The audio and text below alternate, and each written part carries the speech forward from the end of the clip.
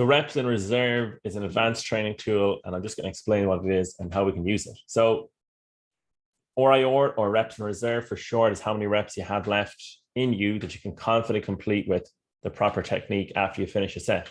So for example, you're training, you're doing the bench press for a set of 8 reps and you stop, but you could have done 12. So that means that you did 8, you had 4 left because you could have done 12. So your RIR, reps in reserve, is 4, all right? It's an advanced training tool to help manage fatigue. Like if you did 12, you would be more fatigued than if you did 8. So if we know that 8 is effective, then why do 12 all the time? Why not do like, an extra set of 8, maybe like we'll do 4, 5, 6 sets of 8, as opposed to doing 2, 3, 4 sets of 12, which will really tire us, really fatigue us, and actually make us even more sore than we necessarily need to be the next day. Like on a Monday, you do chest, you do 3 sets of 12, you're really fatigued, you're beat up. You can't train for another 3 days, for example. Whereas if you did 4, 5, maybe even 6 sets of 8, the fatigue wasn't as high, but you still felt, a good pump, and you trained the muscle, and you could train again on Wednesday, and you could do the same process again on Wednesday and maybe get 3 chest sessions in a week as opposed to 2. That would be much more effective. Frequency, total volume is much more important than intensity in the session. So RIR is an advanced training tool to help manage fatigue, right? As we train closer to failure, the max effort or 100% intensity, the higher the stress placed on the body, the more fatigue which accumulates.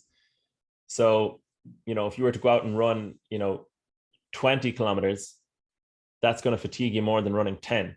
So if you were to run 20 and you had to take 4 days off, you can only run 20 once a week, for example, but you could run 10, 3, 4 times a week and get in 30, 40 kilometers, even more total volume. That'd be a much better approach to running. So the example I use here, consider the final week of a college semester before exams where you're all out studying. So that kind of late rush you do to get all the studying that you can. In this situation, stress and fatigue are high and continually building. But we know that after our exams, we can relax and, we can have our night out or whatever and recover. So a training set is similar, but we want to train for life. I have a spelling mistake there. We want to train for life. So we use advanced tools like RIR to allow us to train more effectively over the long term. Like cramming for a one-off test, that's fine in the short term because it's a one-off.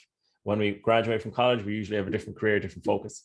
But the gym is really pretty straightforward, So you want to manage fatigue so you can train for the long term. If we train closer to our max ability, more fatigue will be generated. If you did that full set of 12 every session, your risk of injury goes up, the intensity goes up, the demand for better technique goes up, and then also your recovery goes up, so you'll need more time your fatigue goes up, so you'll need more time to recover between sessions. All right. It's always a balance between getting enough stimulus to the muscle, but also not generating too much fatigue. It's kind of, you don't want to burn the candle at both ends. So fatigue and muscle stimulus are close to 1-to-1, as you can see in the graph here. So the RIR 4, it's 1-to-1, the ratio 1-to-1 for 3, 2 reps in reserve.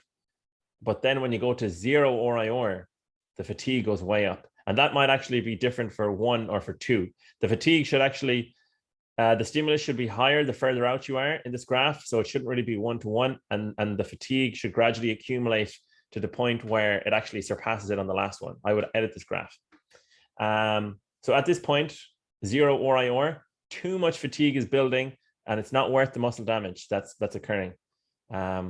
So it doesn't make it a sustainable effort. Whereas training to leave 1 rep, 2 rep, or 3 reps in the tank, we say 2 to 3, proximity to failure, it's much more sustainable and there's a lower risk of injury. The recovery, the stress it places on the body is not too high.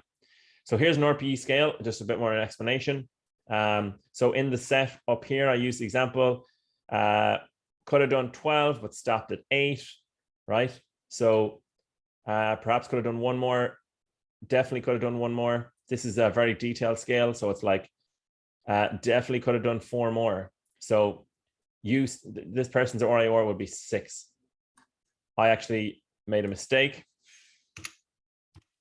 It's actually a reverse. So it's not 6 reps in reserve, it's an RIR of 6. So that means then you do the maths after that, and it's 4 reps you could have done. All right.